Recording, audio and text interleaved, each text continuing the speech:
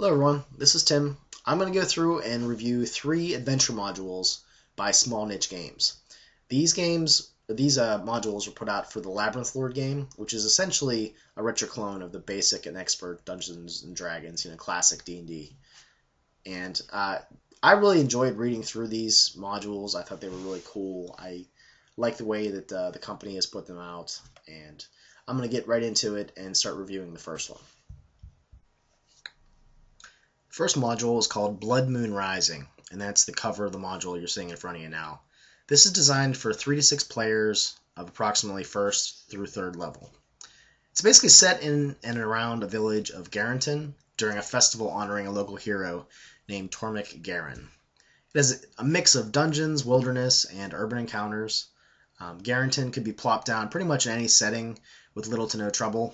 I mean, if you have a really strange setting, it might have a little bit of trick to it, but it's basically your... I really think it could really fit into any sort of medieval/fantasy setting without really any problem at all. I like that the adventure has a timeline of events that will pretty much go off no matter what the characters are doing, because it makes... I don't know, it just makes it feel more realistic, that the setting is going on no matter what the players do. It's kind of like real life. There's things going on in the background that have nothing to do with you. And of course, there are things that the characters can do. And basically, the setting goes on in the background while the PCs are doing their thing. There are notes telling the GM about how to modify the encounters, depending on what choices the PCs make. When I do run modules, I tend to do my own thing, but when I do run them, I tend to add and subtract things as it goes, as well as coming up with a lot of stuff on the fly. The thing that was really nice, though, is that there's a lot of stuff really packed into these pages. When you consider it is only 34 pages, it really kind of shows you how dense it is with material, and it also makes me think the phrase brevity is the soul of wit, where the author Peter, he really just goes through, describes what you need to know, and leaves out the stuff that you don't really need in a module, things that you can come up with on your own. So I thought that was really nice. It gives that flexibility for GMs to come up and be their own creative person. There's some nice fluff text telling about the history of the town and how history has basically altered the events of the past. How people have basically taken the history and put their own spin on it. The town's name and St. Garen have an interesting history that would kind of be fun to allude to in the course of the adventure. Like if there was some sort of bookwormy PC that was asking the right questions or reading the right books. There's a nice Demon's Gate in the module, and it kind of reminded me of the Hellmouth in Buffy the Vampire Slayer. It's also called the Hell's Door, so that's fun.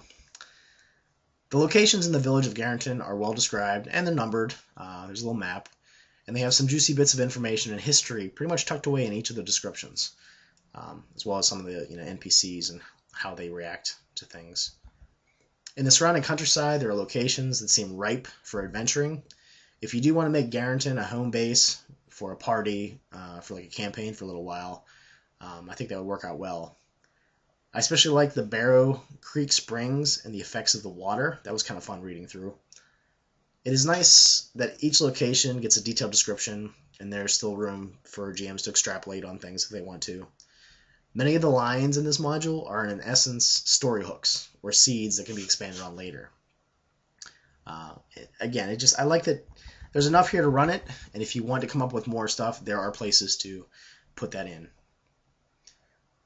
There's places where people can find magic items if you want to throw them into the module. It depends on what kind of game you like to run, and how many items you want your characters to have. Let's see here. There's some nice detail in the festival section, including the random festival encounter table. And really all these modules, the random tables are really nice, especially the encounters. There's usually 20 of them, and I really enjoyed that part of these modules. Probably more so than anything else. It's just that they're right there. You can roll a dice roll if you're not really sure what's going to happen next, and I think that will work well when you're running a one shot, especially. Another thing about this festival that's in this book is I think it really could be used anywhere as a holiday, not necessarily just tied to this town itself. So if you wanted to have the Festival of St. Garen, or basically put in some other deity's name, you could use a lot of these games and festival things, basically all over the kingdom if you wanted to. There's lots of fun things. Just some of the titles that were in here are Big Lovin', Birdman, Cage Beast, Cruel Fun, Demon Horse, Little Thieves. There's Duels, Violent Sellers, Wandering Bard, etc. And there's a lot of just cool little details tucked away in places that I thought were really neat. The festival kind of starts out entertaining and ends more on a somber note as things get worse and worse because of that demon gate I mentioned. Basically, someone who's a little bit more curious than they should be starts setting things free. So it kind of ruins the party. There are clues throughout about the athletic games that, basically if they start interacting with the townsfolk, that stuff starts to come out about what's going on, about that curious artist guy that happens to be unleashing a bunch of demons on people. And there's also things in the nearby surroundings of the town that kind of give you hints as far as what's going on. Let's see here. There are the Red Moon Orcs, which are a tribe that are nearby. You can throw them if you want. Of course, the Flying Demons that will become worse and worse of a threat as the module continues and as the festival continues. There are some possible long-lasting consequences that could result from this adventure, which I think would be really nice to start out a campaign with. You can just reflect on, while we did that adventure, we should have done this, man, because now we have to deal with all this crap. And I thought that was neat. There are 6 pages of NPCs and factions at the end of the module, and I think these could be used and reused for any Labyrinth Lord or D&D-like game, especially old school games, with little translation. There's monster stats for the Night Demons, and a few magic items in the back. Basically the Mantle of St. Garen and St. Garen's Sword. There isn't a lot of art, so if you're a big art buff, that might be a slight issue, but there's lots of details, and it's a very runnable module. Alright, the second module is called the Inn of Lost Heroes, and this is for 3 to 6 characters of approximately 3rd to 5th level. This adventure is more of a fantasy/horror one-shot, where the goal is essentially to escape a cursed inn that doesn't particularly like adventurers. This inn resides in a cursed, nightmarish dream world, with some of the normal rules of reality and the game do not apply. There are, in essence, 3 versions of the inn: the living world, the ash world, and the burning world. And they're all a bit different, and they all have different effects on how the game is played. The living world is essentially the way the inn used to be before it burned down. Characters can freely exit or enter this version of the inn with no problem, and it looks like a normal everyday inn. And that's kind of the nice thing about this, is that it would be very easy for you to just plop this into any campaign and just have them walk right in without you having to worry about how they're going to get there. The name of the inn is the Inn of Heroes, but when it shifts to the Ash and the Burning versions, it becomes the Inn of Lost Heroes. The Ash world is in a state of flux, and everything is covered in ashes and soot. One of the inn changes in this version is that they can't escape unless they figure out a means of escape within the adventure itself, so they can't just walk out, and no spells essentially get them out of here. The idea surrounding this version of the inn is different as well, with its own basically laws and how things work than the living version. The burning world has burning walls and thick smoke, and basically the doomed souls of slain adventurers that never escaped. This would be a good time to tell the adventurers through NPC dialogue that their fate could be the same. It's basically a do-or-die situation. The land that is outside of this inn is also in the same world, but it's basically rather hellish in nature. So basically you have the normal world, the Ash world with the outside of that, but it's not really an escape, and the burning world with the hellish outside as well. The inn will shift between the Ash and the burning worlds throughout the adventure, and there are notes for the GM on when this occurs. But again, as a GM, you can just say it switches whenever you want it to, if you want to mix things up a little bit. I think the best way to plot this down into a campaign, basically as the module suggests, would just to be used as a normal humdrum inn that the players stay in at a city or town. Little do they know that it basically just pops up on the anniversary of it burning, and it basically goes away after the anniversary. So it's really nice that this can really be plopped down in any campaign. Yeah, anywhere that has inns, this would work very well. There are some mildly disturbing things in this adventure, but I think most gaming groups would appreciate something different like this, especially for like a Halloween one-shot. The desiccated and crucified talking corpse of a dead adventurer, I think, would be a lot of fun to run as a GM. It also made me think a little bit about Lamentations of the Flame Princess, and how the author of that tries to portray the style of game he wants to bring about. There are items and wealth to be had, but of course it won't be useful to them if they don't escape the inn with their lives. I think the artwork is a little bit better in this module than in the Blood Moon Rising, and the player and GM maps for the inn are very well done. I particularly like the dog illustration with the shadow that doesn't quite match on the wall behind him. There are some wonderful encounters in each of the 3 versions of the inn. The tips that are given to the GM are nice and well thought out, and I think they would help out new GMs when they're trying to run something, which is kind of what you want from a module, I think, because I think when you first start out, you need that little extra help. And for us GMs that have been around for a long time, it's just nice to have some things there in case we're having a lazy day. We kind of skip on our prep work. It's nice to have a module to run. I've often thought it'd be good to have a module with 6 pre-generated characters ready to go, and I can just run something as a plan B in case another GM, can't show up, or if I'm just having, like I said, a day with very low prep. The one thing that's very nice about these modules is that there's NPCs, and especially NPC adventurers, and I think that kind of aspect of things has been neglected in a lot of RPG one-shots and modules. It's just nice to see. Some cool things I wanted to talk about in the encounters is the encounter names.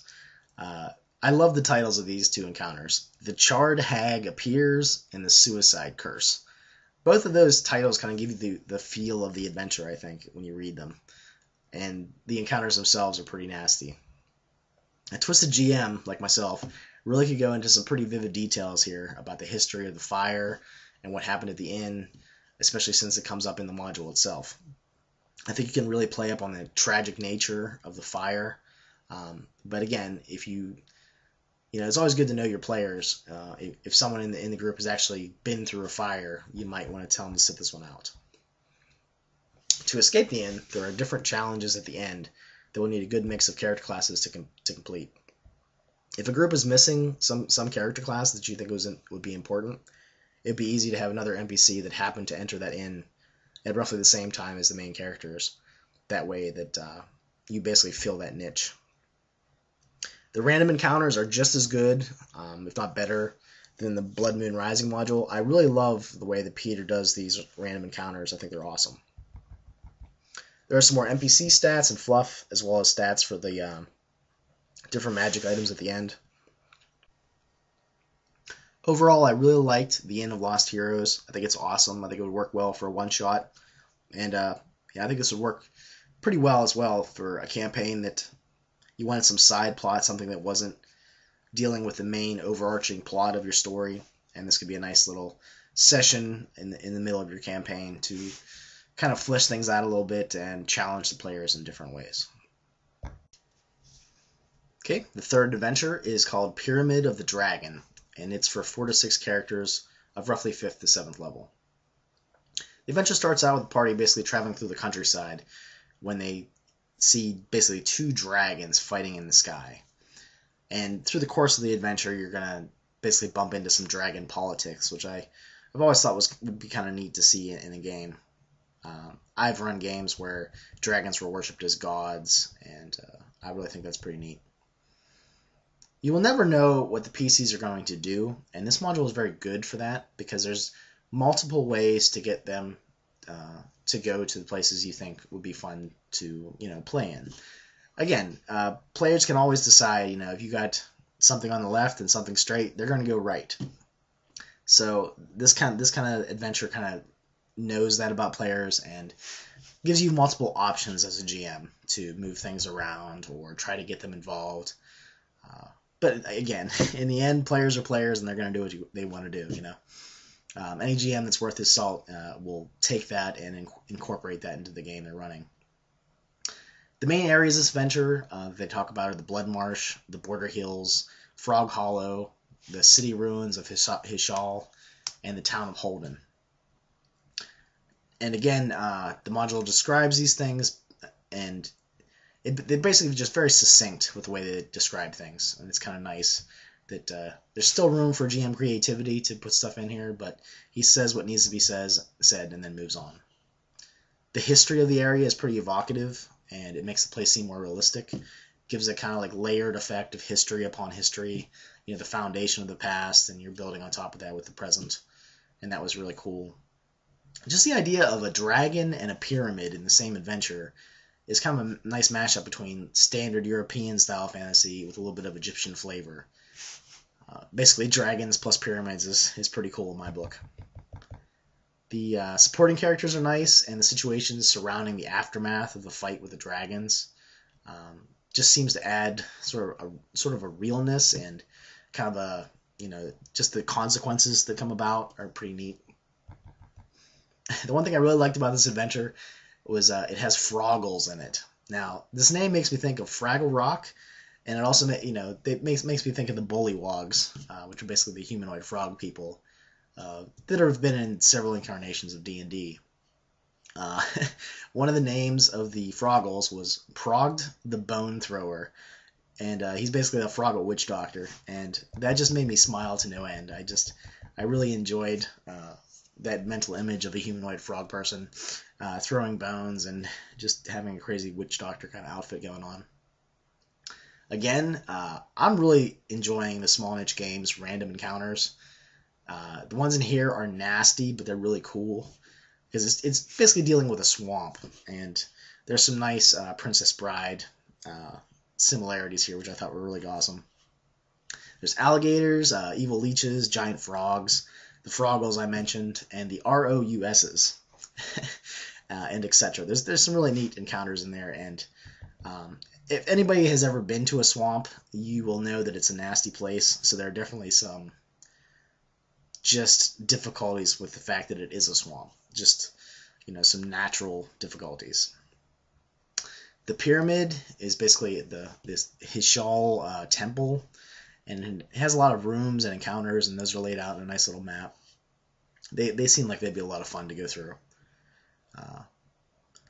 The threat of dragon breath in this module is rather high. There's lots of situations where if you don't play your cards right, you know, you're going to get breathed on by one of many different dragons. So it's one that I think reinforces that people should be scared of dragons and they should respect them because they are the top of the food chain. While reading about a bunch of the NPCs in this module called the Brotherhood of Wrath, that are basically serving a dragon, I thought to myself that this would be a really cool way to start out just a campaign in and of itself. It's probably been done before, but I've never done it. I'm making a mental note to basically try that in the future. I just think that would be kind of neat. And once again, this module uses a bunch of NPC characters as antagonists with their own quirks and outlooks on life. And I thought that was kind of nice. It was novel to me. There are a lot of reusable NPCs, again, at the end of this module, as well as new monster stats for the awesome Froggles, as for many other types of things that are encountered in the swamps. Overall, I really enjoyed every module that I read from Small Niche Games. I'm rather impressed. I have been playing an Labyrinth Lord campaign for a while, and a lot of these things in the backs of the books and all through the modules are, I think, reusable to a great extent. I really appreciate Peter for sending me these modules to look through. I was really excited, and I'm glad I got a chance to finally do it. Thanks, everybody, if you made it this far, and I'll talk to you guys later.